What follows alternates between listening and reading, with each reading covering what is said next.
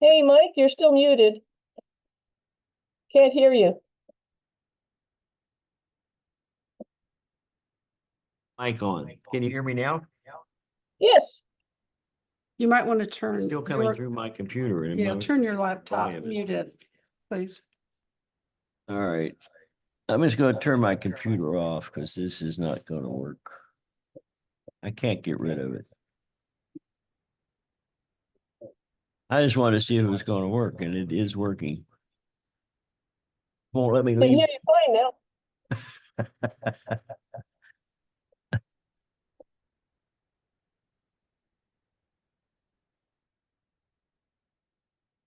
Leave again.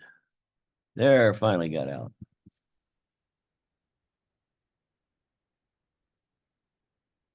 It's good to know that Zoom works.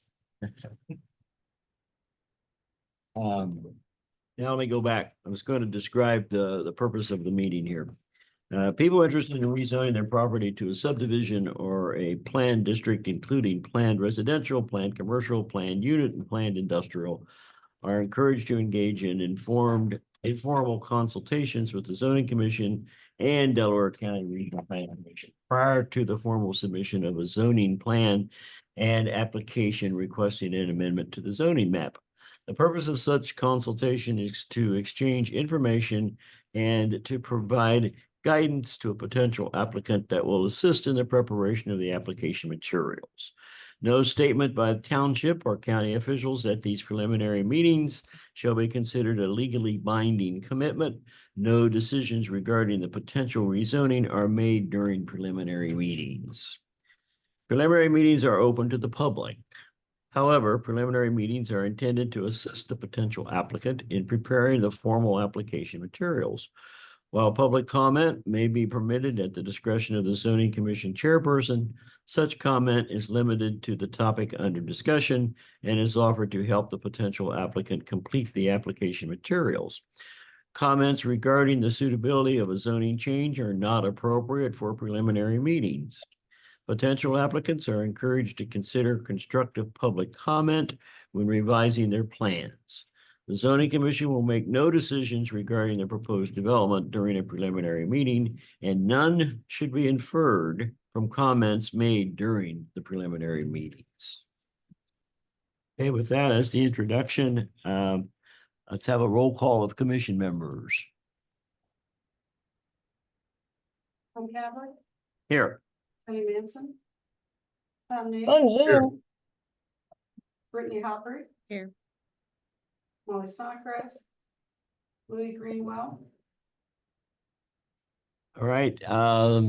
I had received notification that the three persons who are absent would not be in attendance tonight, and Jody has been able to join us via Zoom.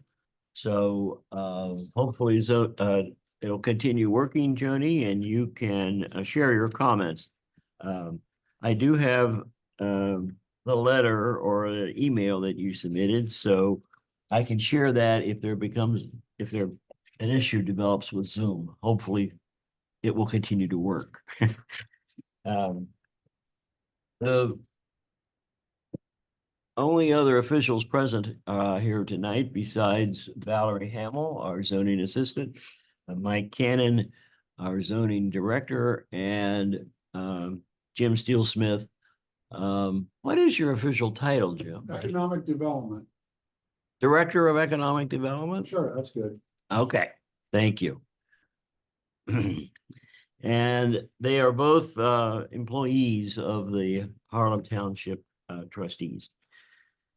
The way that meeting will be conducted tonight, zoning commission members will comment and or ask initial questions. We will provide the potential applicant the opportunity to discuss their application materials with the zoning commission.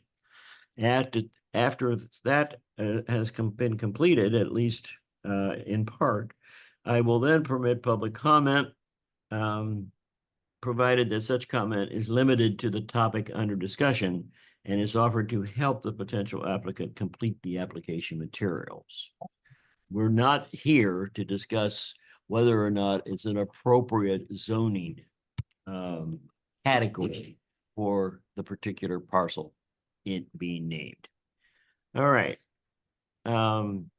Moving forward now. For members of the zoning commission, we will go right ahead with the review of the preliminary development plan. But before we adjourn the meeting, I do want to discuss the second item that I listed.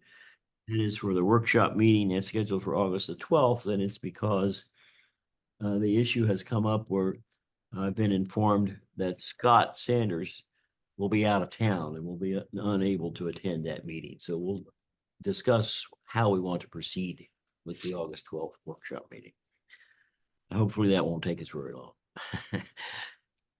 We will try to get out of here by 9:30, depending upon how long we move forward with the preliminary meeting process. Okay, with that said, let's go back to the application now, or the request for this meeting. It's not a formal application in the sense of we're not considering a rezoning application at this point. But we do have the materials, the application or the request for the preliminary meeting, and then written materials, including the development plan. The development plan, proposed development plan, should be minimally addressing the items that are on this list. All right, with that said, I'm going to open the floor up here for comments from the zoning commission members and or questions. Go ahead, Tom, if you want me first, or Joni, how about you? Sure. I had a lot of problems with the materials that were presented because it's basically not a development plan. We need a lot more specificity. We need better information, more information. And I think we need to provide the applicant with a sample PCD. I think possibly the Miller Landscaping PCD would be appropriate.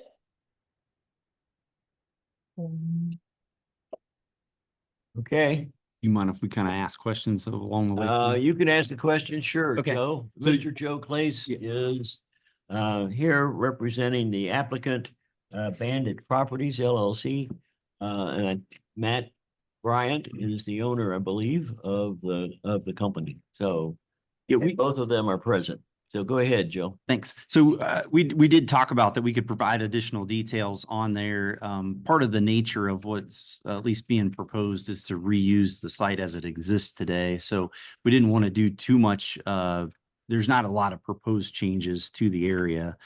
And I think that's primarily why I try to back a lot of the data out of the development plan, to call it that, because we're really not developing anything substantial other than screening mound. Everything else is pretty much existing to the site. So But we need to know what it is that he's going to do on the property. At this point, I don't know. Your yeah, application doesn't have any information related to that. so yeah, and we can talk about that. So I think the discussion of permitted use is probably going to be part of what we want to talk through. Is he wants the ability to get a tenant in place, but he doesn't have that tenant today. So I think a lot of those questions would come with a more detailed development plan as we have a tenant identified. So I know your process isn't a two-step process where we can come back and provide those details. But I think that's part of what we want to try to identify is are there things that we need to have in place in order to market it for potential commercial use? He just doesn't want to market it for commercial use for a tenant for the next couple of years with the anticipation that it could change or it could be denied because obviously this process takes some time. So he asked me to get that started. That's why we're here. So we don't have a lot of the specifics other than we can kind of talk through if there's ways that you want to narrow it down. There's not really an anticipation that we're coming in with a specific business with this request. Well, at this point, I guess I'm going to let other folks make comments as well. But my concern is I have no idea what you're going to do with the property. This is not intended to be straight zoning where you just go in and do whatever you want based Right. upon the zoning standard. It's intended to be a description of how the property will be used or for what purpose it will be used for. Sure. I think we need to stress that Of course, this becomes the go ahead, zoning district. I'm This sorry. language that we are creating here will become the zoning district for that property, so it has to be very detailed and specific. But I think, based on what Joe is saying, is the applicant's not at that stage yet. I think what would help me would be what you started to do, which is a narrative of what you see happening with the property over what period of time, and what kind of questions you have for us Sure. that would give you a sense of this applicant would be acceptable and that applicant would not, Correct. right? And Yeah. I think That would be helpful. We did look at NAICS classifications to start out, just to think through typical categories. And we did put some thought into the permitted description on page 6. So there's only one of the permitted uses in the district that we called out, and that was commercial and office establishments. And we tried to further limit that a little bit with the listing of what was permitted. But it is very broad in that sense because we don't have identified user yet. So I've been involved in a lot of PCDs over the last few years. Okay, well, I went back through my historical files and I found what Matt submitted initially. Sure. Are you abandoning all of these activities that you described in this preliminary plan? I can let you address that a little bit. From my extent, those might be highlighted in the permitted uses, but he wants the flexibility to be able to market to, for example, agricultural support businesses, or even for the idea of warehousing, that he could bring in a contractor that may just use the building for warehousing itself. So the thought was we identified uses for the building and then potential outside storage area with restrictions for it. Thinking that, essentially we can bring some additional details or present additional details to the zoning inspector to make sure we conform whatever restrictions you guys would want to put on the property. You don't have a two-step process, so it's a little difficult to provide final development details without knowing what the end user is going to be. so. So I When think the end user should be applying for the PCD. I don't think we can approve a PCD that has no specific uses. Yeah, so you have a one-step process, and I guess that's part of our question is there a potential for a PCD where we'd bring the details, even in the adoption process, bring details to you for a specific user to be able to discuss, what that might look like. So, and we could narrow it. I'm not sure if I'm understanding your question correctly, but if I am, what I'm hearing is you want us to approve a PCD not knowing what it's going to be. That's not what I'm hearing. Yeah, no. We want to limit back the uses, but we want to get, I would call it essentially a preliminary development plan, but it's the preliminary details that we could use for marketing purpose. And then if there's final details that would clash with that preliminary plan, we could bring those back to you, but you don't really have a final development plan process separate from the PCD process. Right.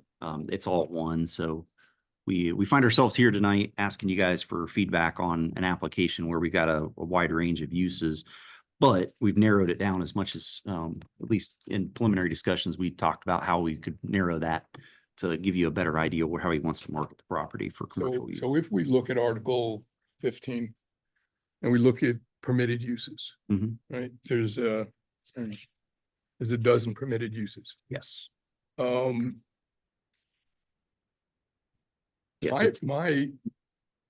assumption is that you're looking at wholesale business storage and warehousing. Maybe that's not correct, but that would be my initial assumption. Yeah. Letter H. So within the listing, it is a little bit of H, but it's A is the primary one that we called out. I think H would probably be a secondary use to the office or the commercial use of the property. So A and H are really the two that we've identified. So if it's A, which reads out, commercial and office establishments of all types developed and maintained within an organized development of associated commercial activities. To me, that sounds like you're getting in maybe over your head, that you're not part of a larger group that's developing a 25 acre plus parcel. Sure. that you're in a 6-acre parcel. And I don't see at this point that it's part of a larger organized development.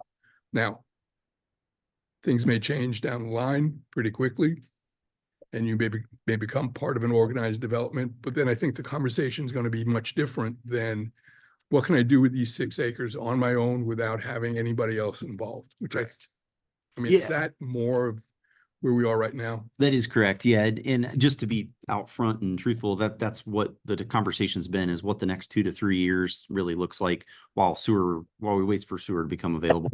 The area that's reserved for septic, the area that's reserved on the site, all of those could be potential for mixed use plan in the future.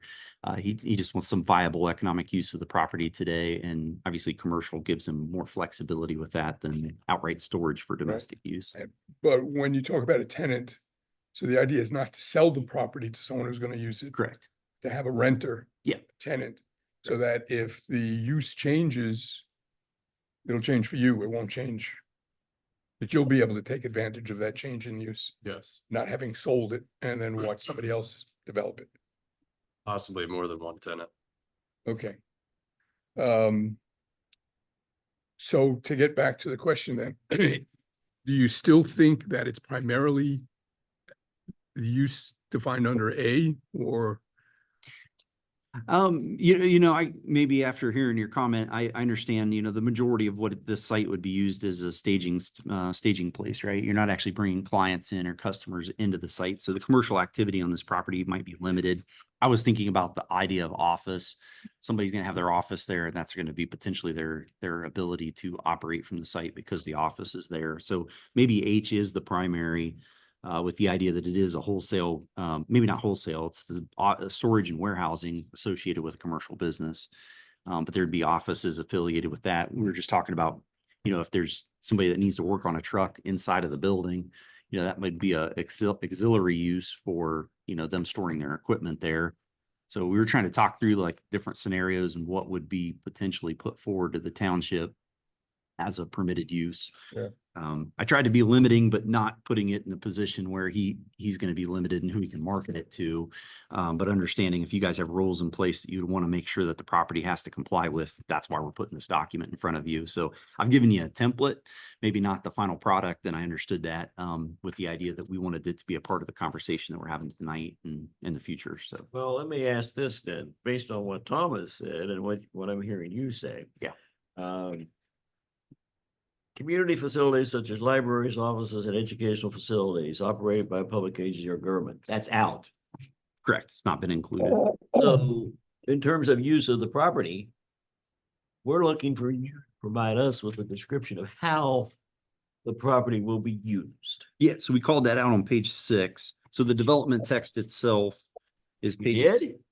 Yeah, pages 6 Tell me and where you think it is on page 6. so page 6, we identified commercial and office establishments, including activities related to agricultural support activities, on-site surface parking, which was identified on the plan, indoor and outdoor storage, which was identified as a storage area on there, warehousing and construction contractors and construction contractors and administrative So services. you want us to approve this very generic use so that you are free to go in and do whatever and I don't know that I want to put that kind of burden on the zoning inspector. Well, but I don't know that we're that far. I think what you're trying to hear today is that if this permitted use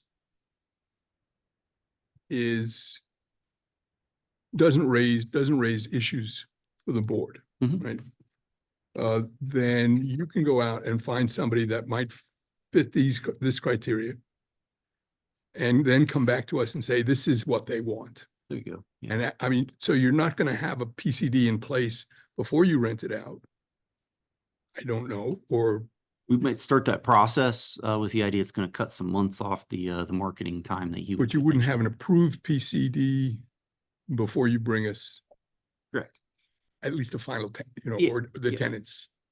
I'm used to this being a fluid process, so that's why we're here and having this conversation. So I've not had a dialogue with you guys. This is the first dialogue Well, in that regard. You've not dealt with us previously with a planned commercial development, I understand that. Not in Harlem Township, correct? Yeah. So Not, right, that's what I mean. Yep. Yeah. So in that regard, and it's outside of the comprehensive plan, so we really don't have the guidance of the comprehensive plan. Right now, it's recommending mixed use, which is a wide range of commercial activities that could exist there. And we understand in the future, we might plan for those mix of uses. But we want to kind of find out what, the next 2 to 3 years could hold, realizing that could turn into 5 years, but it's not likely going to be much longer than that before sewer would be available and the site would develop differently. Or it would actually develop. I'm not really even calling this a development plan because at the end of the day, we're really not developing anything. We're trying to utilize what's currently there. Can I ask a question? So if we follow, the parking guidelines on that he drew on the map, does it really matter what service they provide? Whether it's a roofer, I mean, they're not doing the service there. They're just using the parking. So why would it matter what they do? No, I think the only question that you raised was whether or not it would be paved. Leave it gravel, pave it, asphalt, concrete. I mean, there's a lot of, a wide range of costs involved. And I think the argument's been made that at this point, especially if you're continuing the landscaping and the tree service, asphalt and concrete are probably not the best from your point of view, because they get beaten up pretty quickly. Yeah. Are you wanting to continue that operation, Yes. or is it going to be abandoned? No, I'm gonna continue to use it as well, but I don't need that much parking and that much area. I've downsized. No, I understand what you're saying about that, but if that is a use that that you're going to continue, why isn't it not specified? You're saying for your tree contracting business? Yeah, well, Yeah. it's tree service operation. Yeah, so in my mind it is, but it's just not called out as a specific user. So we could call it out as a specific user. The question is going to become if we have other He users. did, he did a nice description of it in what he proposed 4 years ago. Yeah, I've backed that up just a little bit just because he wants to allow for other uses in conjunction with that. So identifying one use and then saying we want to also invite this variety of uses didn't really fit the characteristics of what we were proposing. So I'm here to take direction from you guys on what you want to see. No, that's why I'm glad you're here to do that. Yeah. Because if you had submitted this as an application, I think it was DOA. Yeah, and that's what I'm hearing too. So I think part of it is we expect this to be a conversation with you guys on what would be permitted uses that we could identify there. Okay. So I understood from Tom's comment, the commercial and office establishments might not be that categorization, maybe more of a secondary to support the warehousing and the office, or the warehousing and the storage as maybe a permitted use. So we can identify that as a principal permitted use, and then identify the types of businesses that storage and warehousing would potentially be attached to. How much do we have to narrow that down in order for you guys to feel comfortable with it on a development plan? Well, I guess I personally would have two concerns. One would be the future of the parcel, that if it becomes part of a larger development at some point, how is what you're doing now going to segue into that future development so that there's not a lot of waste of effort or capital? Sure. So, I would look at the mixed use zoning for that That's particular parcel and say, if there were sewer there, what would be allowed? the permitted uses that are listed on in section 3403 would be ones that you would definitely want to be taking a look at. That's what Tom's making reference to, the mixed use, because this parcel is down in the mixed use area. It's central to the mixed use area. Correct. I mean, it's really important to the mixed use area. And so whatever you're gonna do now, I would think should fit in with what's gonna happen to that parcel in the next 10, 20 years. I think that was part of the reason I don't plan to change anything or add buildings or anything like that. But I would like to be able to use the property Yeah. until then.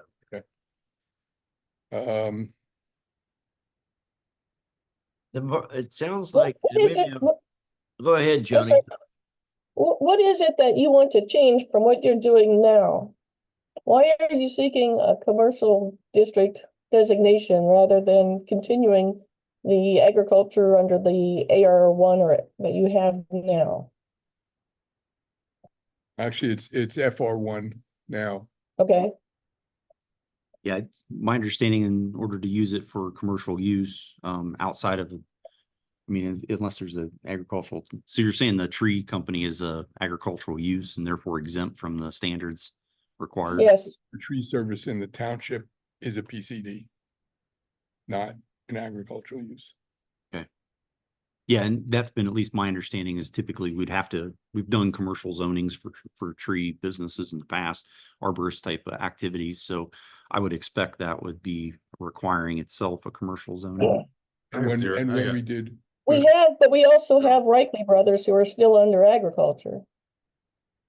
It's to rent out to other contractors as well, so they can use the property with me.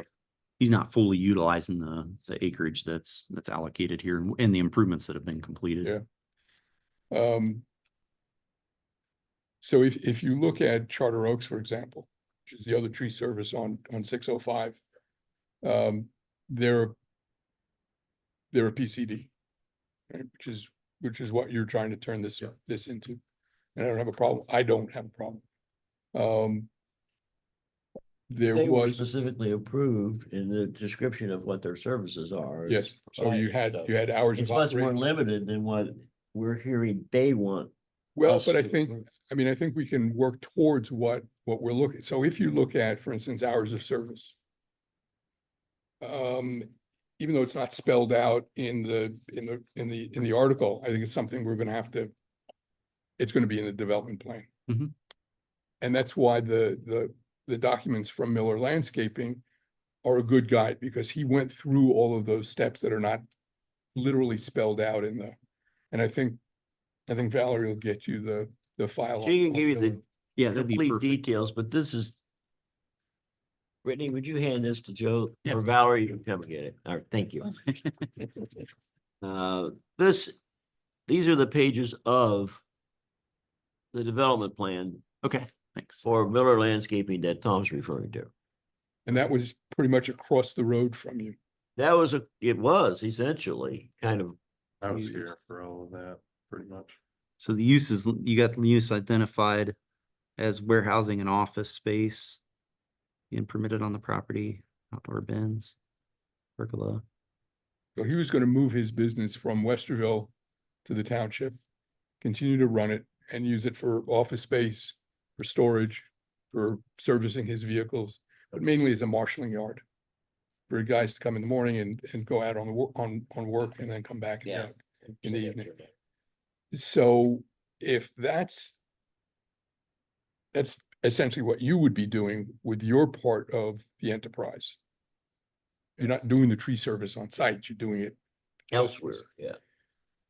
But if you've got tenants, then the question is, are they in the same type, not tree service, but are they servicing remotely and simply marshaling equipment and staff in the morning and leaving? If that's the case, then I think we'd have less of a problem than if the work was actually going on on-site 24 hours a day. I mean, we did try to kind of go through the NAI CS codes, and there's so many that. Yeah. But I think anybody who's gonna use the property, it's all service-based businesses, they show up, they might have a little bit of maintenance on a vehicle, they load their stuff, maybe a little bit of storage area that he identified. And then they go to their job site, wherever that may be, and they go to work, and then they come back.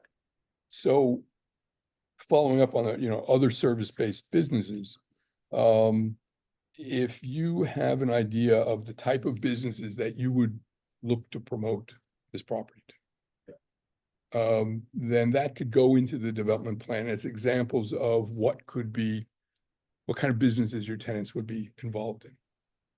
Maybe not all encompassing, but at least give us an idea of what's going to be going on site in terms of fueling vehicles. I don't know, are they going to fuel off site, or are they going to have, I don't know how you do your fueling, whether, some some agricultural operations are tax exempt, so they do their fueling on site.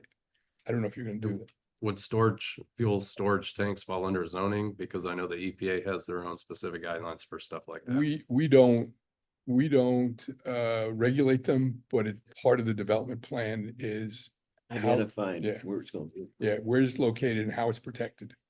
And how it's gonna protect the water people. The how it's protected part would fall under EPA. Yeah, but that's still gotta be part of, at least called out in the development plan. So it's not just a, And some of those same things are addressed in that sample I just gave you. Mhm. Yeah, I see that. yeah, so we're not asking to redo, the EPA work, but it's gotta be referenced that we will follow EPA guidelines. And this is where it's gonna be located, and this is how it's gonna be bollard, and where I forget, they have kind of dikes built up so the fuel doesn't flow all over the place. If you're gonna do fueling on site, if you're not, and if nobody's going to, you just say, there's no fuel storage, and then that becomes part of the plan. If there's other chemicals, so here again, if you're looking at service companies that store herbicides or whatever, then you gotta account for that. Would that not just be labeled under the storage area?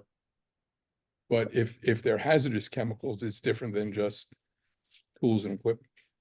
But chemicals and fuel would all have their own procedures and guidelines with the EPA. If it's drawn out on here that it would have to go in the storage area, what else would you guys have to do with it? We just need to see it on the map, that it's called out, that's where it's gonna be. Now, Would the same go for anything? If they want to drop some 2x6s, so I gotta put where their 2x6s will go?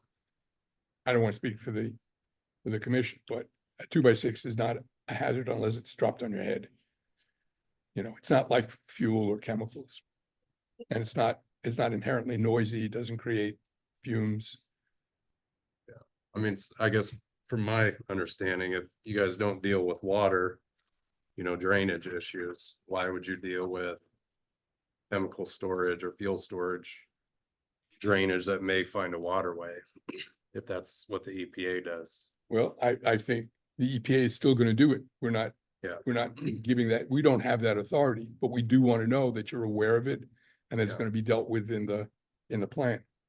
We tried to address those in the PCD standard review on 13 and 14, just to say that the development's intended to be fully compliant with any of those standards that are called out. So the liquid and solid waste storage, the vibrations, noise, odors. So I think if anything did violate the terms of the PCD, it would be a violation of the zoning. So we're not asking for divergences from any of those standards.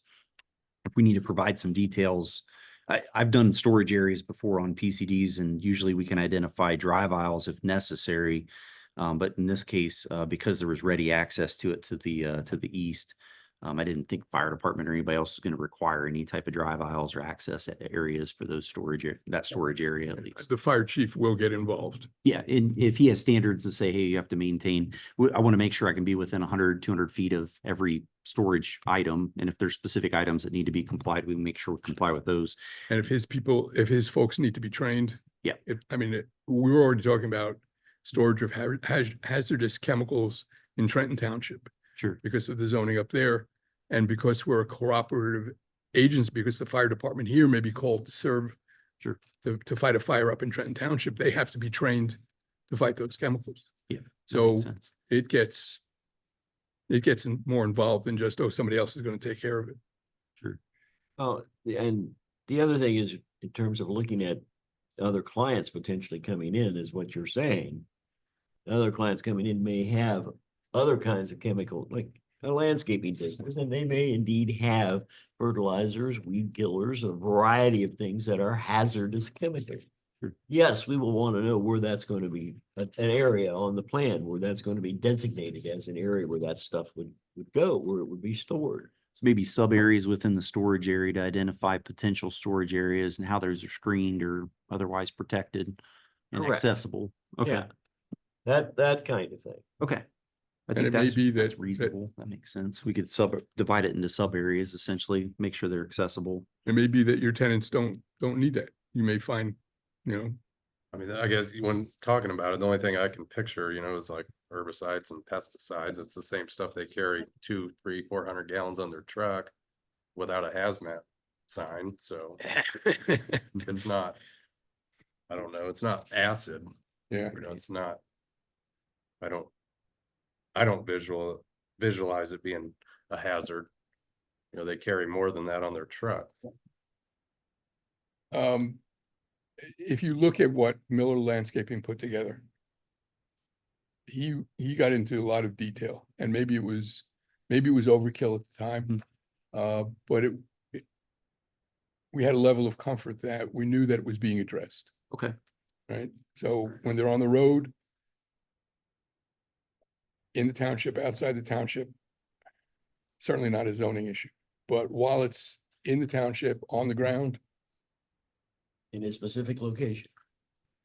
And we don't want to be responsible for approving something that potentially is going to be hazardous to the neighbors or potentially create a hazard. And then the EPA has to come in after the fact. We just simply want to know if it's going to be there, where is it going to be stored? Okay. now, some of the recent news articles about Licking County and the developments around Granville and St. Albans Township have dealt with the Ohio EPA and getting clearance for asphalt plants and all kinds of stuff. So I don't know if you're gonna, I mean, that's out of our hands too, but you may have to go through those kinds of clearances depending on what kind of tenant you've got. Correct. Yeah, and that's part of why I started out with the discussion about preliminary versus final development plan, and because we're kind of not 100% clear on that. So I know, like I said, we've worked with jurisdictions that have one-step process where you can say, hey, we'll make it administrative as long as you meet these standards, or we'd like you to come back if you have a tenant that meets these criteria or violates these criteria. But the way I read the code, it was obviously there's strict standards for even the fire and explosive hazards, air pollution. I think there's lots of things that could come up there that would be potential hazards for somebody or potential red flags for a tenant that said, hey, I can't really meet that, and therefore they don't comply to this. So, but we can give more detail. For example, then, if you're not, there will be nothing hazardous stored on the property, a statement to that effect. Yeah. But when you say that, then if the zoning inspector goes and finds something that is considered to be hazardous, like even insecticides, you'll be in violation. Yeah. So that's why those kinds of details become important. Yeah, and I think right now the limitation is no flammable or explosive materials. But that would be the limitation. So if it was fertilizer, it's not necessarily, it itself's not an explosive material, but in combination with the other may not other be able to chemical, be it stored. can But be.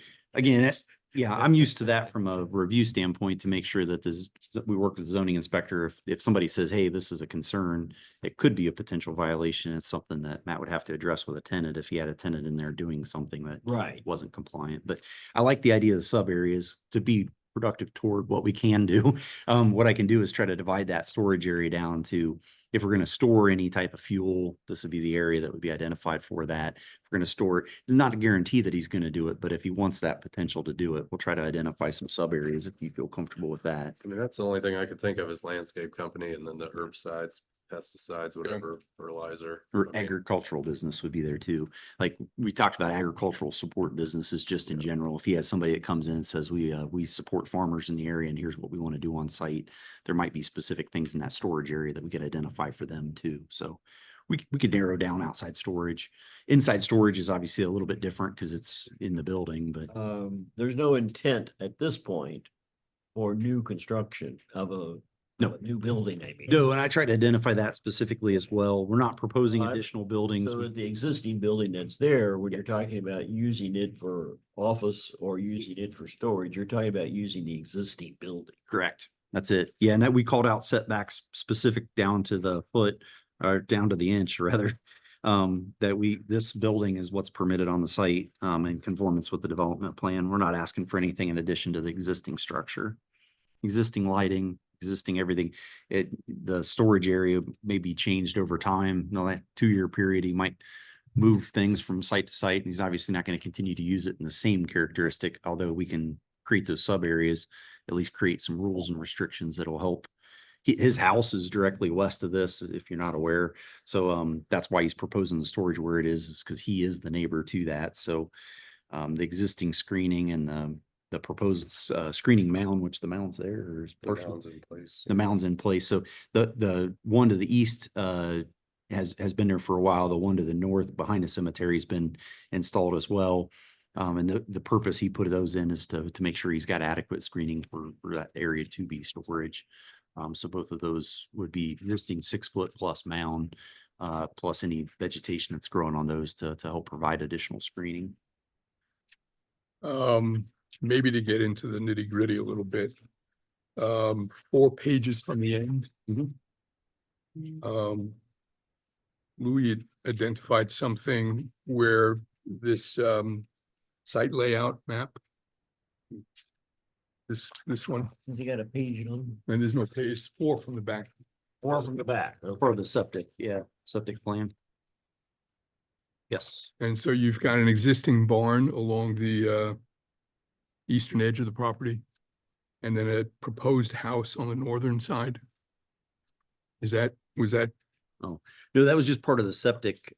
When the septic system was sized, it's my understanding it was sized according to the ability to build a house on the site. but there's no intention to build a house? Correct. Yeah, that Right, was so, just a support. right, so document. that, I mean, if you could remove that from the map, We did not include it in the development plan, exactly, so that's why it came up, because Yeah. it's a discrepancy between the map, what the map says and what the development plan says. yeah, so that permit to install was done in 2017. I just don't want to modify what was submitted, but it's not he's not asking for that. All here. right, It's so, just but sizing. at least make a reference to this Yeah. site and just say that proposed dwelling is not in the plan. Okay. The other thing, And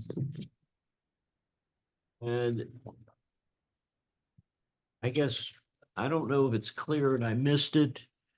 I'm assuming that the intent would be to use the existing on-site water and sewage treatment or the quote office building or office area that's going to be designated. Does this building already have those services in it? Does it have a Yes. toilet and Yeah, so water we- supply and so forth? Yes, we provide the well assessment. So that's indicating- already been approved by Health department. Yeah. health department then? Yeah, so it's been approved for use and it has been used on site. So both septic and well are in place and we provided documentation, I believe, on both those. Yeah, I remember seeing it. It's in there. Yep. But from the health department. on I didn't know page- it was actually being sorry. used or not. It is. On page, at the top of page 6, the first line of text.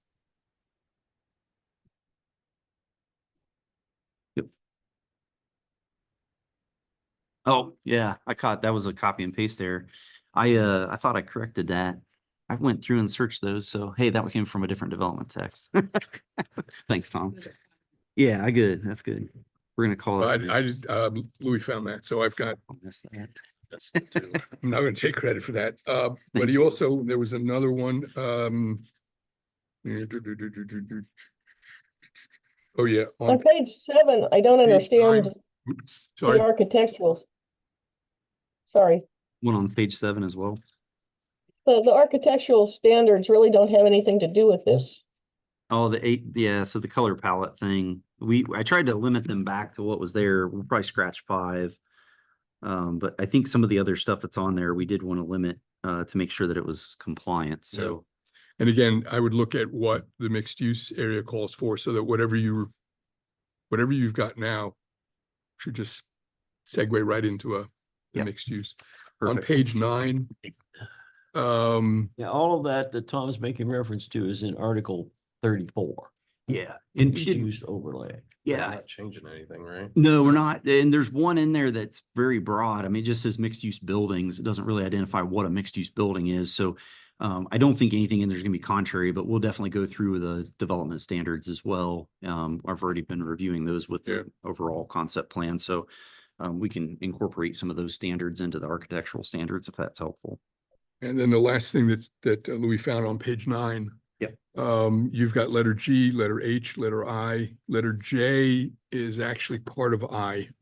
Oh, That last sentence is part of the square footage, and then where you have letter K.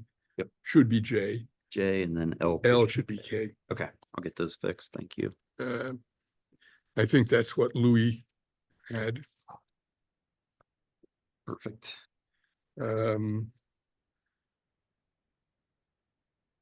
Yeah, page 9, don't propose new structure. Formatting issue as item J is really a part of item I. Got it. Yeah. Make that change. I don't know if you want to talk about the paving or not, whether that would help. Yeah, so he's got existing asphalt millings, which is the dark gray outlined on the development plan. Let me And that area in light gray is existing gravel. He installed the asphalt millings, which are like asphalt. I mean, it's an asphalt type material today. It's been hardened, so it's like asphalt. Even though they're millings, they've been settled, and if you looked at it today, it looked like asphalt. So I guess the question is that asphalt drive sufficient temporarily for the next, or the life of this PCD before the mixed use got applied, when I'm sure that the site would be reconfigured in some way and pavement may be more appropriate. But to put pavement in for a 2 to 3 year period seemed wasteful in my mind. So that's why we did the limits of what we did there. I personally don't have a problem leaving it as gravel Okay. with the existing range of uses. Okay. And if somebody in the future wants to pave it, or you decide you want to pave it to upgrade it, if that becomes an amendment to the PCD, I don't see you getting any pushback on it. But I don't see any reason to spend the money to. Those are existing gravel areas. We're not adding additional gravel areas. Those are areas that were identified. The aerial did not reflect the drive to the parking area. He had isolated the parking area from the property to the front. Right. So that was actually walled off. Right. So that was provided as an access drive so he could access between the two, but that drive's existing. Yeah, that was already there too. Yeah. So the drive or that leg of the property to the south, you're saying that's not being used anymore? Or It's not being used for parking currently. So that's why identified as parking area. And it's currently accessible from Fancher. Is that what my understanding? Yeah. It's currently accessible from Fancher. I think the thought process was whether that be separated. I identified, and I didn't put dimensions on here yet, but I did identify that the parking area would be limited behind the front of the front building plane. So it does further limit from what's shown on the aerial, at least the area that would be allocated for parking outside of that drive aisle. So that parking area, does that have a shared drive with that lot there? Is that shared It access? has access to a shared drive, but it doesn't have to be accessed from the shared drive. Yeah. It can be accessed on that loop. I think substitutes probably a two-way in and out for the fire department too, that they can access the property from that way as well. Yeah, I think one thing you should probably keep in mind is that the Miller Landscaping PCD went down in flames because of the location of the driveway at the edge of a hill. Yeah, so And you this don't have drive, control that's- over that. It was recommended for approval through the zoning commission, okay, and it got raised as a significant issue during the trustee meeting. And the trustees Denied it. denied the application Okay. based on concerns about safety. And I think what Tom's pointing out, just to make sure you were aware. yes. Yeah, I appreciate that. The drive is existing, and I did not provide a copy of the Delaware County's drive permit, but we'll make sure that's included in the final packet. But Good, they, because I was going to ask Yeah. about that, because at one Yeah. time, the driveway was a big issue. Matt provided it to me. I just failed to include it in your packet for tonight's meeting, but the drive was a progress since the 2017 or whenever you did the initial review. So that is something that we can provide some more documentation on, but that was identified as preferred over an access point Oh, yeah. closer to the hill But there. it's more distance. Yeah, safer spot. So you're saying that the asphalt mill driveway is the preferred driveway? Correct. And it is in existence today. And, And there's something from Delaware County now proving that. and I would, if you wanted to eliminate the second driveway, except for emergency service vehicles, So the would- drive is currently not on his property, the other drive. but you've got that long leg where it says parking area. Yeah. I don't mind, I mean, using it as parking area is great because you're not, the question about accessing Fancher from that driveway or Okay. from that, I mean, I think that creates safety issues. It might create safety issues at the Board of Trustees even if it doesn't here, because that's what happened to Miller. Is there any intent to utilize that, getting that as a driveway? Your thoughts on Are you that? talking about the other road frontage? The one that's closest to Yep. the cemetery, yeah. To cross over? Oh, No, it would be No, on not the- using access on his property, but I think the cross access between his property and the outlot out front is more of a safety feature, just providing two ways in and out.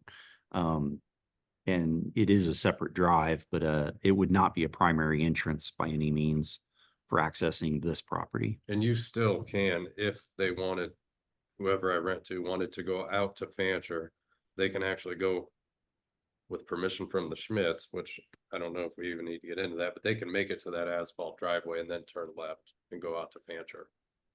So they don't have to use the Schmitz. And obviously they wouldn't be using that. They'd be using that other leg to go back around by the building and then go down the asphalt driveway. But Delaware County made me abandon that as a future driveway, if that's what you're asking. Yeah, that's what Yeah, I'm I can't asking. ever use it again, and I believe it's in an email or in that paperwork. Yeah, we can include Yeah, that maybe in the development text as well, That- just to make that- sure it's reiterated. Yeah. It would be the western driveway, so to Yep. speak, Yeah, is abandoned. yeah. That was one of the requirements to be able to use the other side. You'll put a restriction in, there's no access on the west frontage. If that's Yeah. easy enough, we can Yeah. add that. So if that's been abandoned, then I think that pretty well settles it. Yeah. And you have that documentation that you can include. Correct, yeah, he provided it to me. I just failed to include it in the packet for tonight. Are there any drainage issues on the property? No, there's been a pond installed to handle stormwater. There's In the back? Yeah, toward the back. There's existing stormwater tile going across the site. But yeah, since there's no changes to the property and there's no existing flooding or storm create, there's no issues that have been existing. So we're not proposing any additional stormwater with this plan. Mixed use plan will definitely have some stormwater consideration for sure. And a lot of paving would have some stormwater considerations too, Correct. which, gravel. Then Joe, as you would rework this, you Yes. would show these things that we're talking about Yes. on there. Yeah, I called them out. I tried to. Well, there's plenty of room in terms of your setbacks, but it Yeah. would be also beneficial just to show them. Yes, yeah, we can throw the setbacks on there, especially the setbacks for the storage area and the width of the screening mounds. Everything's scalable, but I will make sure I call those out as specific setback lines. I just didn't want to complicate the drawing, and the aerial, while it serves a good purpose, it is dated as well. So I might show a pre-existing conditions map versus indicating the development plan or the aerial on the development plan. That might help kind of identify what's going on today. Yeah. Parking area needs to be set back 6 feet from the adjacent properties. Yeah, so the 6 foot, I think I've got that shown. You have it in the top, but not on the, what did we call that? The west parking area? Oh, you're talking, so the setback from the Schmitz property. There has to be one from them too. Yeah, is that something It you'd says 6 supported? feet. Because they have gravel up to the property line as well, is that something you'd support a divergence to allow parking in that entire area? As long as we observe the setback from, there's more than a 6-foot setback from the cemetery. What is Evelyn gonna say? What was that? What is Evelyn gonna say? Does she care? Is it Schmidt? Yeah. That's a good question. I don't know. You do you know the answer to that? And what if Uh, it's no longer Evelyn anymore and it's somebody Yeah, else? yeah. Have we done that person a And they disservice? sold that, I don't know whether. I don't know. Everyone's I don't know. jealous. I don't know anything about it. I mean, I guess my question would be, obviously, they don't have a 6-foot setback On their side. their side, so Yeah. they can go to the property line, but I can't. Oh, they've been grandfathered in forever. I was gonna say maybe. So that'd they be my should. question. The gravel's existing. If we were adding new gravel, I'd say by all means, let's Yeah. observe that 6-foot I mean, that setback. gravel's been there forever. Yeah, so if you'd Johnny support a just said. divergence for the east side of that parking area, we could identify on the plan specifically where the divergence applies, but I wouldn't be asking for that adjacent to the cemetery, but if we could observe a setback, no setback there on the east side, it seems like that's existing gravel across the line there. I think we would need a letter from the Schmidts agreeing to that before we would agree to it. Okay. So a 6-foot setback or letter from the Schmidts. I mean, the overhead shows storage on the gravel, and that's not yours, I assume. Looks like it's, she's just kind of, Yeah, no, I just kept my mouth shut. It didn't bother me, so. okay. And all the car south of where it says parking area or whatever that is, storage container. And the other, well, I mean, all that, This in here. That's you though, right? Yeah, that stuff is mine. okay, okay. Storage container stay. That's going away, right? Or is that staying as part of the plan? Kind of blocks me from there, Joe. One question, well, one suggestion, on the map. Mhm. This one, where you have it numbered with Yeah, the. with neighboring the- properties? Yes. Yeah. I can't read it. I can't make out the numbers on it. Okay. We'll get that blown up. Yeah, either blow it up or. It was bigger. I think I just shrunk it for the reproduction of the plan, so. Yeah, that one. Original scale. Just so it's something we can read and match up to the list. I mean, what I Well- could read seemed to be, This isn't part of the preliminary plan. This is part of an application when it will be submitted, but Well, it's okay, yeah. good to point it out. Yeah. But this is not part of the preliminary plan.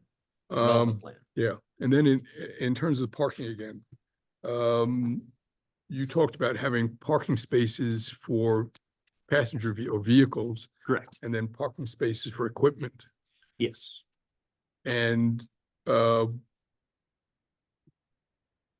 I guess a middle ground might be that you pave the vehicle parking area. But you leave the heavy equipment parking the way it is. And I'm not even, I mean, I'm just saying that there's a difference between parking heavy equipment on gravel. Yep. Good. Parking passenger vehicles on gravel. You could go either way. Okay. You know, and so it's a relatively small area. I'm not sure it matters to anybody. And it may just be, maybe just forget it, but I just wanted to mention it. Okay. And I can call those out on the development plan, maybe with denoted lettering numbers. Maybe we can number the passenger spaces and letter the equipment spaces. You were saying there were 8 equipment spaces? Yeah, they're essentially the perimeter of that drive. The semicircle. Yeah, the semicircle. Yeah. Yep. And then the rest would be pedestrian or passenger. The parking area would probably be a little exception to that because you'd have some parking down there, just not designated spaces because it's a little bit larger area. We can work with the fire department to allocate where those might be. And then same with the storage area. If there's equipment to be stored in a storage area, I'll call those out in sub areas so you can see those. And imagine with the equipment, a lot of that will be parked and not used every day. Is there any sense of covered parking, even if it's asphalt? I'm sorry, even if it's gravel? He's got storage in the building for unused equipment, so I didn't think you would probably anticipate any tenant requiring covered parking. No. Yeah, so it'd Okay. be limited to this, at least for the duration of this plan. It's a little unique. Expectation that it would need, depending upon the client, I guess, is part of it. But that you might need hoop houses or something of that nature to provide cover for some materials or. Yeah, I don't think there was any anticipation of that as part of this. If there was any production, it'd be outside production, but not additional structures. So The goal is to put $0 into the property with Okay, so, house or. yeah, as you would look for a client, that would not be something then that would be something they could expect to do. They'd have to rent somewhere else at that point. Okay. Yeah, and I would say that based on a couple of parcels in the township now that are under more than scrutiny, I think, or maybe, anyway, that they've gone, there's actual production on site. And it's, I mean, that I think should be, on your list of it won't fly. That if the actual work is being done on site, concrete work, heavy work, it's still a residential area. Storage is one thing, marshaling yard in and out during the day is one thing, but heavy production on site. I think we can address that in the permitted use if we focus on the warehousing and the storage for the primary use, and then we can Yeah. talk about the others being auxiliary uses to that. One of the items that Joni has, and I don't know if she's actually mentioned it here in our discussion or not, but she had mentioned it in a message to me, and I also made a note about it as hours of operation. Yes. Okay. At some point, when you're describing the activities that are going to be occurring, we do want, because it's not a 24/7 operation. That would not be permitted. Right. permitted. Yeah, I think the example you gave me, those hours of 7 to 6 PM, Monday through Saturday, is that Monday through Friday, I guess, that's been scratched out. Is that pretty standard of what the expectations would be? Okay. We're saying Monday through Friday or Monday through Saturday? Well, what I'm reading on the examples, Monday through Friday, is that something? If you ask me, it's 7 days a week and it should be 5 AM to 8 PM. There'd be objection to a 5 AM to 8 PM, 7 day a week operation? 5 AM is too early on the weekend. I think in a residential area, that's too early and too late. I don't view this as a very residential area. You still got houses across the road and to your east. It's his house. No, the other way. Have you had any contact with neighbors All of regarding? You, I have Matt, all of you them. have, okay. Yeah, the only negative feedback I got back was from the lady that rents from rents NJB Automotive, the car shop in front of the trailer park. Or, yeah, pretty close to in front of the trailer park. Don't ask why, but no, everybody else is cool with it, so. I was thinking more in terms of the immediate neighbors that are adjacent to your property. I've texted Darlene and Denise. Nothing but good feedback, no negative feedback. That's important for you to make that contact so that. Chris was in the meeting there for a little while. Oh, okay, well, good. He's on board. He obviously wanted to do the same thing with his property in a different capacity. I think we can talk through the 7 to I don't know 6. whether at this point, we've been having pretty open discussion about it, but let's open it up for anyone member of the public. If there's anyone still with us on Zoom, if you have a question or a comment, it's now open to the public. People who are present here, we have. Jim, I saw you, at one point you wanted to make a comment, but maybe it's already been addressed. Well, I think Tom addressed it a little bit, in dealing with another property, fire chief. Will probably come inspect the property, just to also check the fluid, where the fluids, the stuff are stored. And, he's very, you know, he wants to cooperate with everybody and make sure everything's in a safe manner. Mhm. So, you know, when you were talking about, you know, storage and fuels and stuff, he will come out and check it. Of course, then you're gonna have ingress and egress. He'll approve all that. But I was just gonna mention that the fire chief will be involved. Okay. Perfect. We can commit to that. On Zoom, is there anyone that wants to make a comment or ask a question? I know you don't know who tenants might be it, but in an application, I believe we would want to see some kind of estimate of the number of employees and the number of vehicles you expect on site. Okay. We could just with limits, is that okay to address those with limits? Yeah. Like maximums? Yeah, we definitely need a maximum. Okay.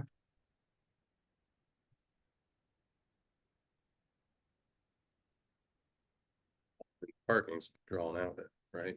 Yeah, Just other have than, these Spaces. we might be able to limit the amount of parking in the parking and storage area as well. So we could put a maximum capacity, even though they're designated spaces, just put those separately in the text. I think that's doable. The limitation within what Yeah. makes sense. Not to talk with the fire department and figuring that capacity as well. Make sure if there's drive aisles and things. If we need to maintain fire lanes, I'll try to identify those on the development plan, but we've got ample area for perimeter access to the building Yeah. and access to the property that's gonna be maintained. I can put a restriction on there to state that that will be maintained free and clear of obstructions. You know where the closest hydrant is?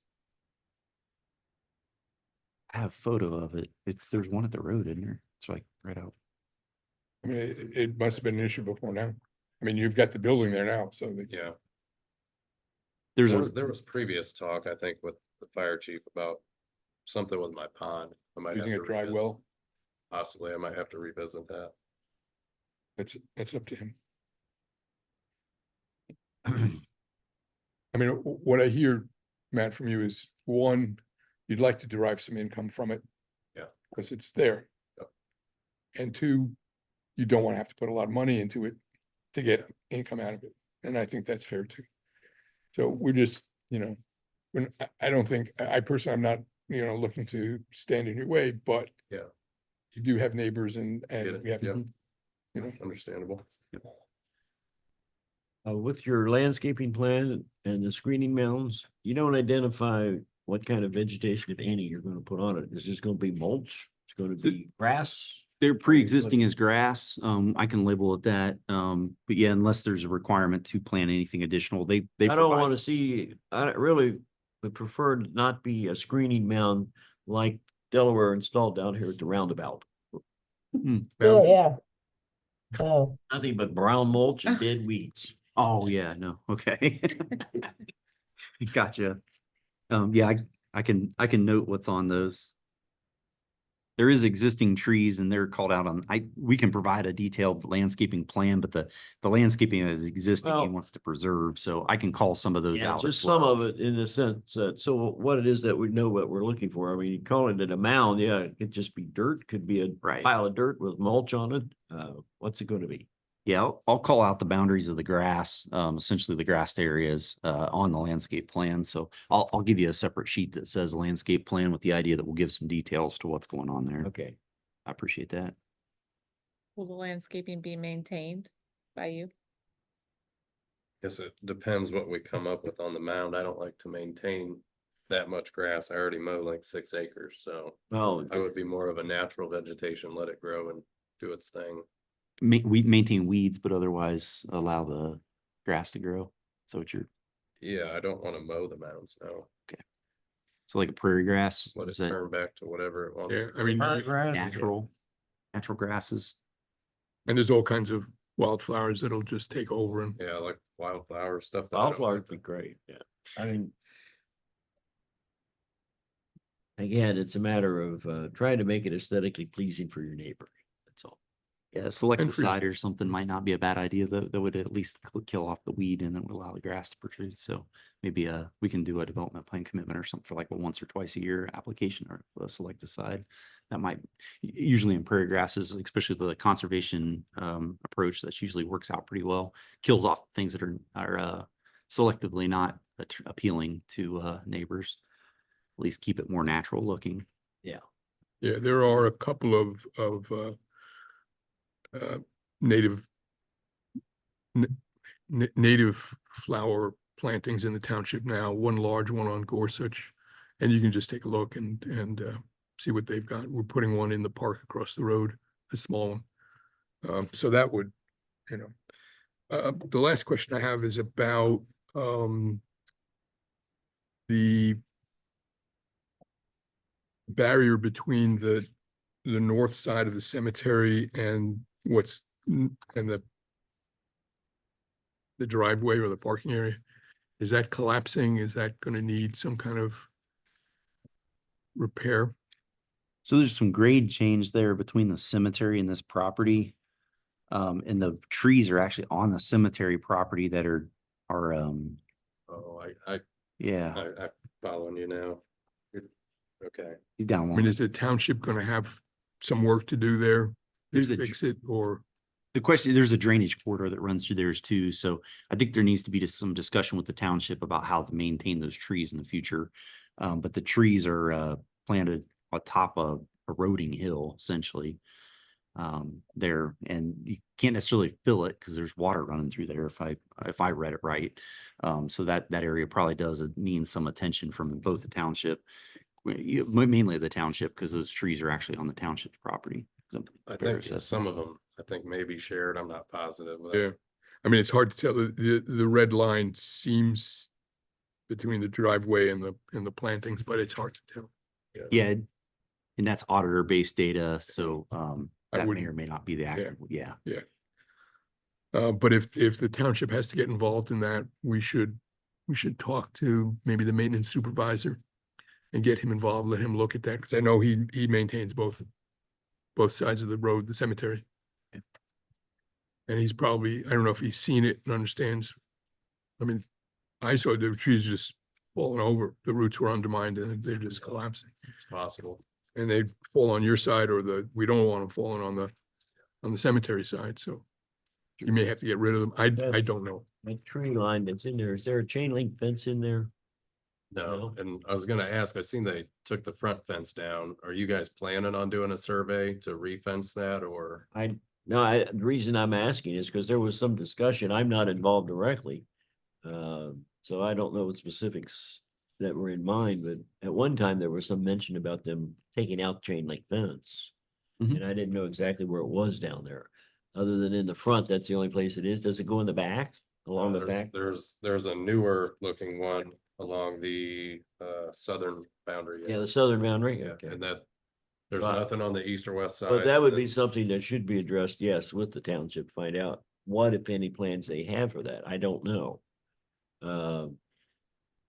Valerie, I don't know whether you have any direct involvement with that, other than, you deal with the maintenance department, you deal with the cemeteries indirectly. Do you have any knowledge as The to what? discussion is that they are planning on replacing all that fence. I don't know how extensive it's gonna be. Okay. They have gotten quotes.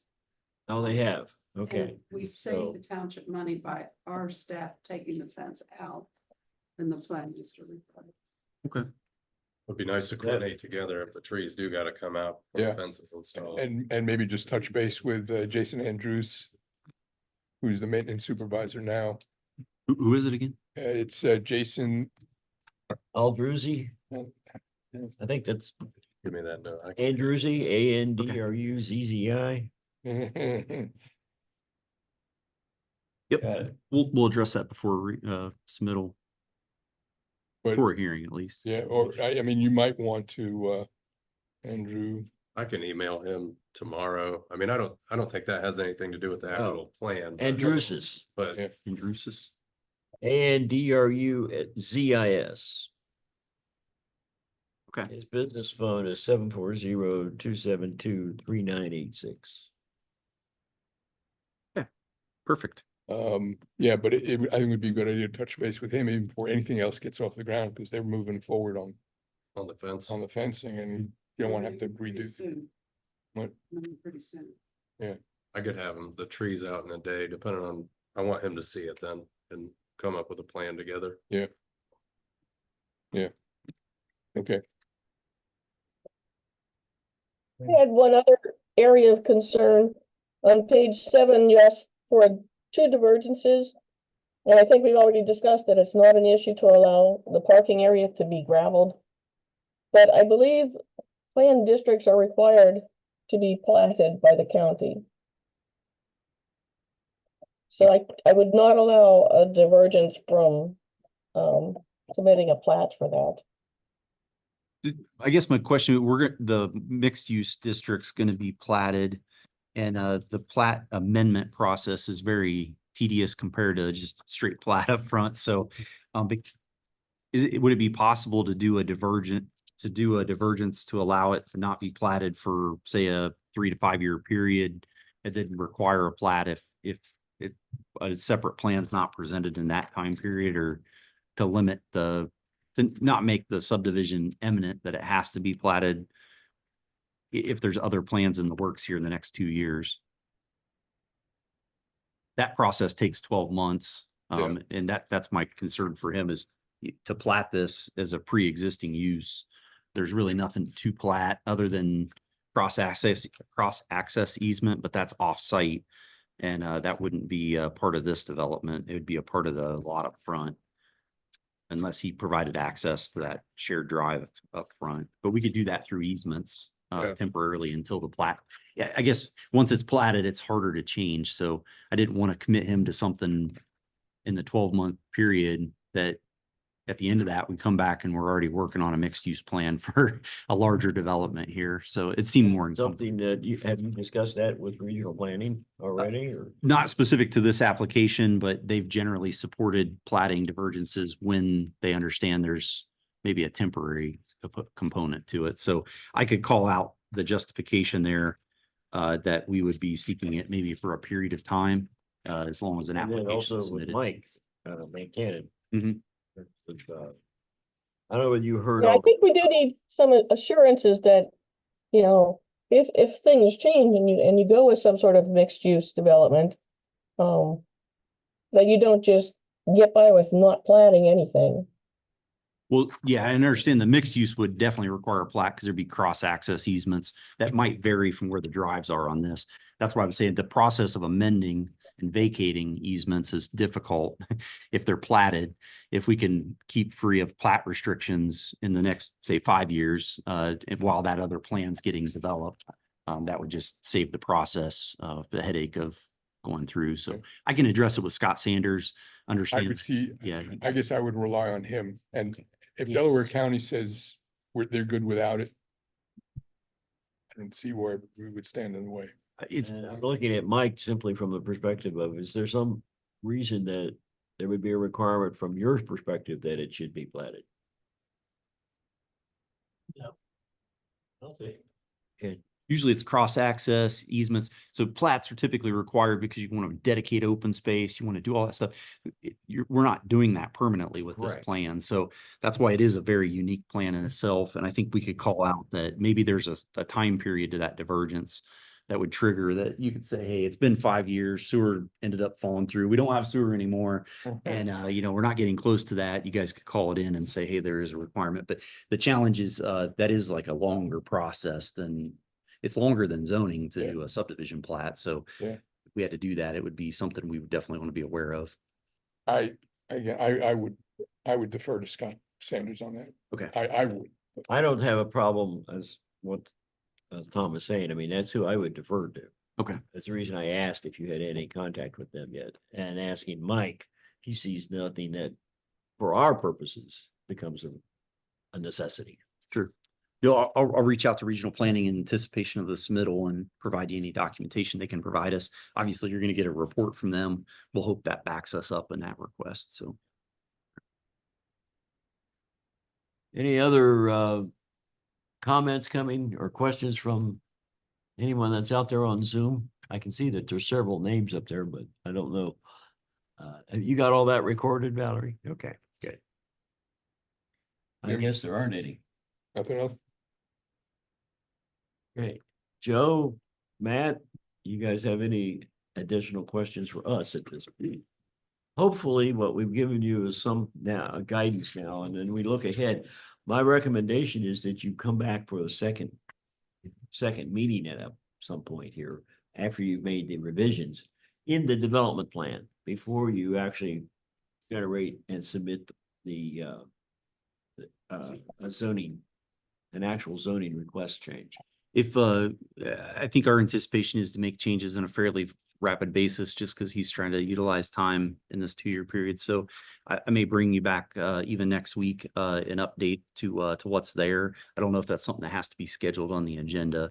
But I do want to make sure that you're aware. I might be bringing that back. And even if we scheduled it, I think we'd be open to adjustments and changes as a part of that discussion. But I feel pretty confident based on today's discussion, other than the permitted use, that we're all on the same page. And I think even with the permitted use, we can make great strides to narrow that down and help you guys out. So I feel pretty confident based on today's meeting that we're headed in the right direction.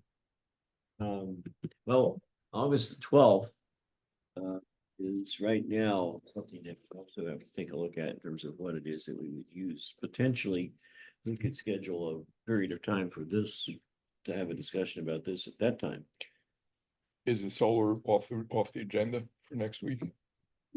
For, well, for next week, I mean, that next, August 12th. well, it would have been on the 12th. Yeah, sorry. But Scott's not going to be here. Right. We can have a discussion, yes, about it. But the question, I guess, is, do we want to schedule any time specifically for coming back and dealing, looking at preliminary, second meeting? And do we want to try to schedule them both at the same time? Yeah. Meaning, the preliminary meeting and the discussion of what we have and so forth. Or we can do them separate. Joe, does that give you enough time, August 12th? How about August 5th? Yeah, I mean, next week. I would say we could probably bring you back changes next week, in anticipation. I think, I feel pretty confident that everything we've talked about is an easy adjustment. It's just been a top priority as far as wrapping up changes for Matt, so we can get it back in front of you. So if I can bring you updated copies on the 5th, and you could tell us, we feel like adequately addressed it to do a submittal, I think we'd feel comfortable with Okay that. Is with you, So give it me. Brittany? that okay with you? They bring information back for us to take a look at again on the 5th. We don't have anything specific. I mean, we've got a hearing scheduled for then, but I'm not anticipating that's going to be a long hearing. Oh, so you want to discuss it? Articles don't on the fifth. Right. Those are the ones that we've already reviewed once, and That won't take. anticipating that that will go quickly, but don't always know.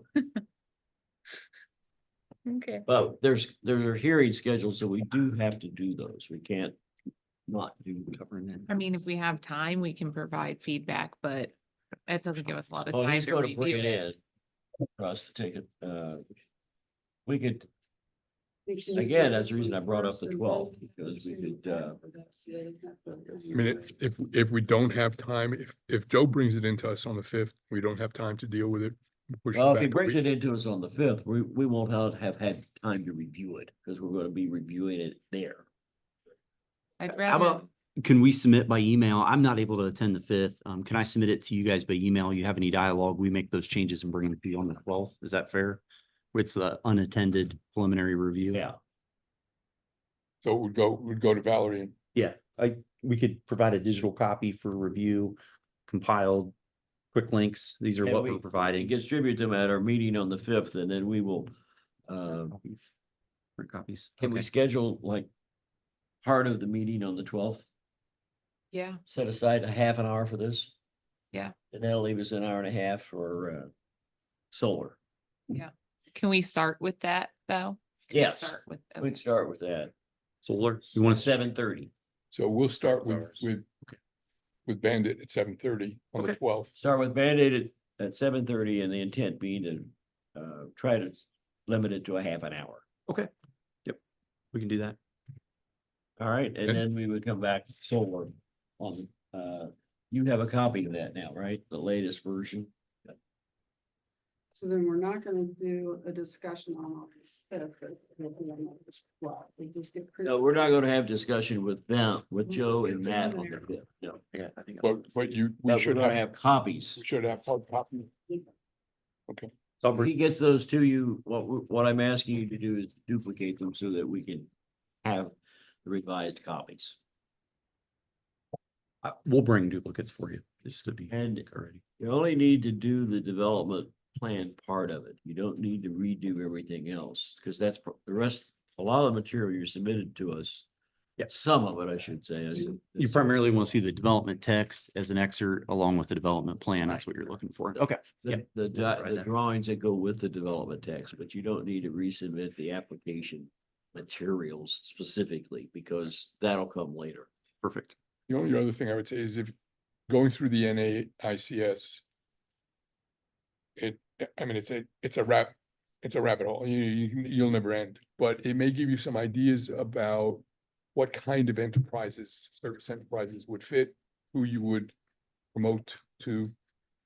You can maybe, give us some examples of what makes sense to you in terms. We did that once and it was, like you said, it was a rabbit hole, so there were so many. Yeah, but you can still, it'll give you, if you look at it at a very high level, it's not as bad.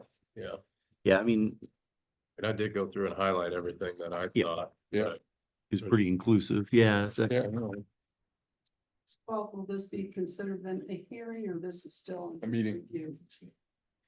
Do you want references to the NICS in the permitted use? Is that helpful, or would you rather stay away from that? I know we've generally tried to stay away from that in township reviews because it seemed like it was more problematic. we have it in the comprehensive plan You do? Okay. because, Jonathan Miller was comfortable using them and there's an appendix with all the NAICS codes. Yep. So it's in the comprehensive plan and maybe even calls out certain codes. Okay. But we could look at that. I mean, obviously, like code 56 is pretty inclusive, but we could exclude anything in there, but pretty much anything that's in the description of administrative support businesses seem like they'd be, other than waste collection and waste. Those I were don't want just a number. Whatever you do, don't just give us a number. Yeah, that with the description, not. with the description. Yeah, Okay. yeah. Yep, we can do And you really need to get the whole copy of the Miller application from Valerie. that. Is that something you can provide digitally, or you want to stop down? Okay. Yeah, that'd be great. And that was the Miller property on 605. No, it's actually on Fancher Road. And Miller Landscaping, the application was on almost directly across. Funded in the filing system, it was on Fancher. Joe, so you plan on the 12th, then you'll come back. Yeah, we'll see you on the 12th and we'll get you some copies so you have them. The copies on the 5th. Yep. Maybe All right. ahead of time. Thank you. Sounds good. Thank you very much. We'll probably get them to you earlier in the day, so you have. No, yeah, we'll provide you 12 copies, 13 copies. Yeah, we'll bring you 13 copies, earlier in the day or by. Give it to you. And then if you want to wait, or I can get it to have it to give it to you then on this PCD. It's earlier better probably for that, so I can incorporate that into the discussion. Yeah. Yeah, electronic's perfect. I don't need to print a copy. And if you want to wait, I can do it. The electronic's perfect. Yeah, those. That'd be great. Okay, good. Thank Thank you. you. Appreciate it. You guys have a great evening. Okay, Yeah, thank See you in a you. couple weeks. Yeah, All right, thank you. we'll see you, we won't see you on the 5th, but we'll see you on the 12th. Correct. We'll just talk about each other. Yeah. Might pass it to Tom. Yes. Oh, yeah, here, Tom, you need to sign that. Okay. So what we resolved in that discussion is what we're gonna plan to do on the 12th. Yep, sure did. Mike, will you be able to be there on the 12th to discuss that solar? Yeah, I will. I guess I'm still undecided on it, what way we want to go with it. I just want to make sure they're not putting it on anything like the outhouse in the back or the shed or anything like that. As far as the megawatts, I mean, Delaware County, they cover a lot of that stuff. To mention anything over 50, we don't deal with anyway. But my biggest thing was just, I want it to where we know where they're going to put it on their property and what structure they're gonna put it on. I wanted to make sure, because it's just a safety issue. Everything else is basically rolled and Well, you're inspected. primarily concerned about the household Anything, units themselves, their placement on the. nothing with the commercial side of it. No, we don't have any ruling for that anyway, so. Well, actually, So we if we're do. making this more difficult, I guess is my point. Making it more difficult than we need. I don't think so. Okay. The second part, there's two components to it right now. We were trying to combine it into one, so I haven't really looked at what Scott revised and sent to us. So he was supposed to be addressing some of those issues and concerns with this revision that he sent to us, but I have not gone Yeah, through it. I've looked at it a little bit. I know that we were talking about nothing under 500, which basically, what's that amount to? But Road sign? as far as anything other than having a unit that you're gonna put it on your roof or put it outside by your house, those kinds of things is what you want us to address Yes. for that primarily individual the ones- property owner. I mean, anything that was a standalone array, I already addressed anyway, because I said that is an accessory structure. So I was really covering that anyway. So the Yeah. only thing I'm worried about is they're throwing on their roof or what they're throwing on a roof anywhere. That would be the biggest concern I have for the safety, but Well, what we want to do then is address it in that in the language that we've got. Whenever you read it through, if there's some things that you think need to be there that aren't there, or some things that need to be changed, then on the 12th, that's what we'll be discussing. Yep.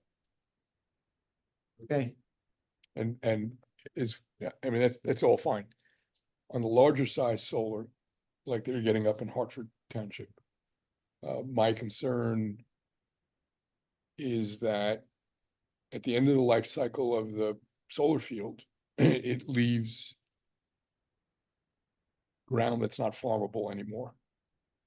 That either they don't clear it because they go out of business, or they do clear it, but the ground is damaged anyway. And so my question would be to the trustees, should we go to the county and say, we don't want it?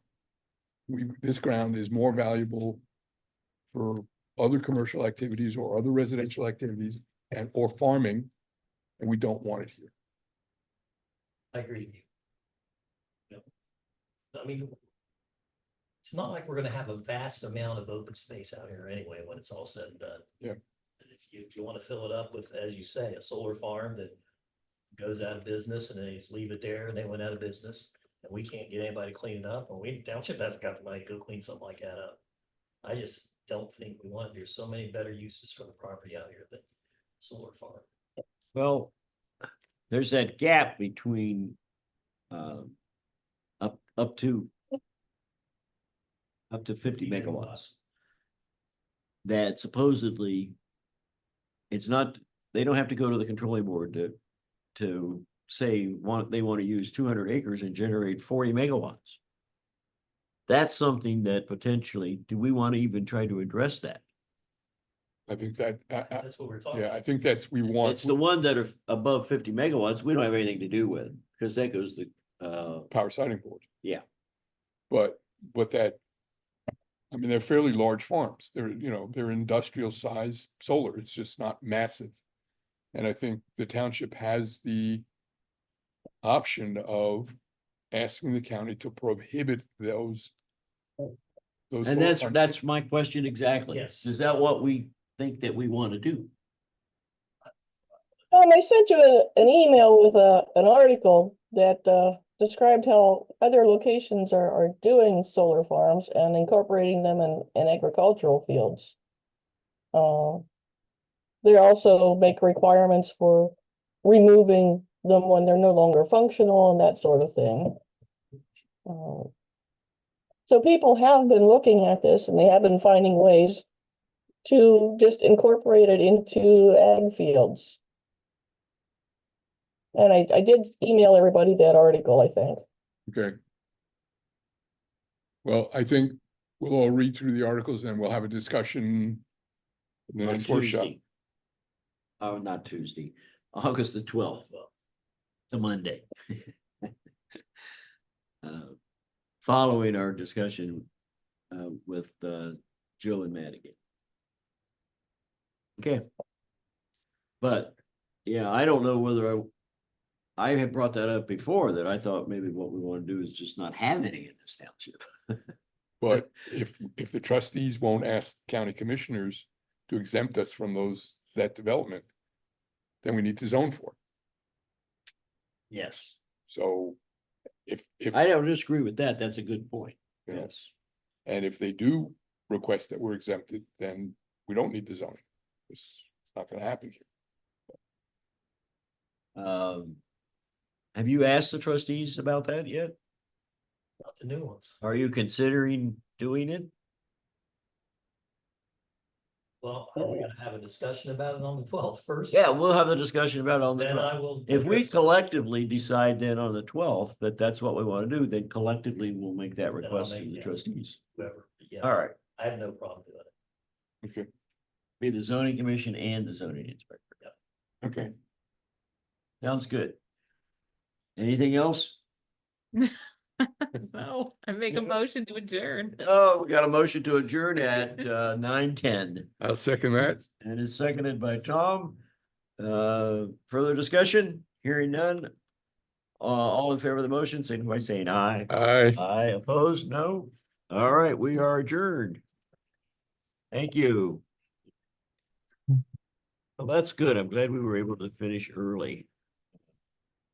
Thank you, Joni, for joining us online. No problem. It actually worked. I'm glad it worked for a change. Yeah. That's always nice.